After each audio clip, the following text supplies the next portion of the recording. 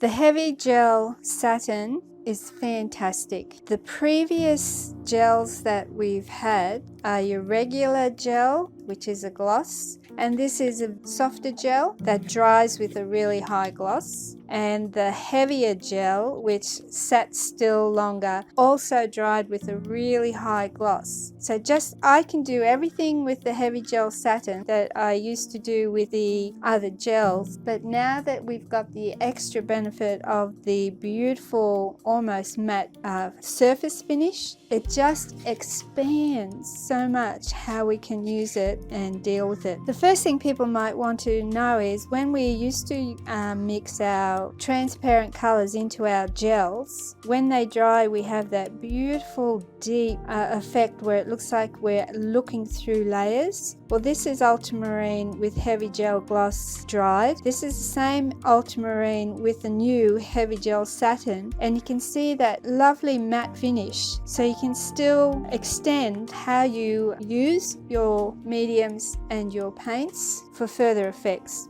I just wanted to show you when you mix your transparent colors. Now this is with the regular heavy gel gloss that we used to have, and mixing it with our new heavy gel satin, it looks completely different. You can see that it's a ecru off-white color, and it looks more like almost like a grouting. So we mix that in till we get a beautiful uniform consistency, and you see how that looks really quite pale, just so that you know that when that dries it's going to revert to the deep character of the ultramarine pigment. Same thing when we mix our paint in with the gloss gel. It looks really pale, whiter tinted, but when that dries it's going to revert to the deep pigment of our ultramarine. So both of these gels can be utilized with our transparent colors for that gorgeous deep almost translucent effect in certain areas of our painting. So we can still use our heavy gel satin for all of the different ways that we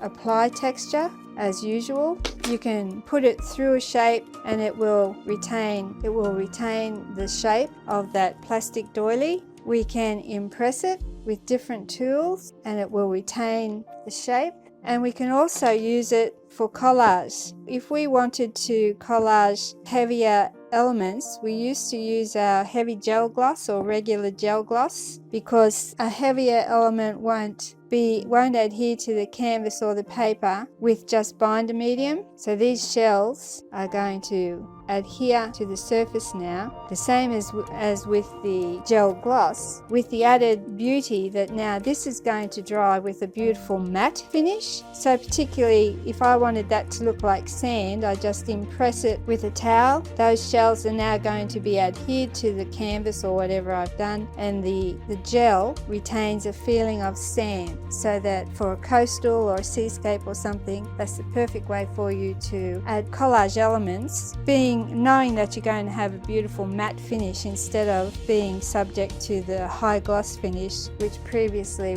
was only available to us. This painting here is revamped older work. It had texture on it and I gessoed the old painting. All these areas here have been reworked with a brand new beautiful rhythm because I wanted to create a brand new painting. All I had to do was put that heavy gel satin, and I didn't want gloss, I wanted a matte, and I've been able to create a brand new painting from an old surface solely because of the heavy gel gloss. We're thinking about the things that we do with our heavy gel gloss. That includes photo transfer. Photo transfer is when you have a photocopy and you want to transfer the image to a canvas. Even though this heavy gel satin does not look transparent, it is perfectly adaptable to the process of our photo transfer.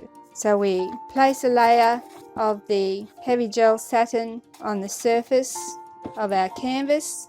We place a layer on the surface of our photocopy, covering it all with an even layer. Place them on the canvas. You can use a brayer to really imprint, but I'm quite happy to use any tool that I have that's got a smooth base. I usually leave it overnight to ensure that the transfer of the ink from the photocopy has been successful to the medium. So here's one that was done last night. So to release that image, we just get it wet the paper and rub the paper until all that paper comes off, and you'll be left with just the image on the canvas. Now, using the heavy gel satin means that you will not attain a bright white behind your image, so you have to be selective about what images you're going to be using. So I would continue to peel away the paper,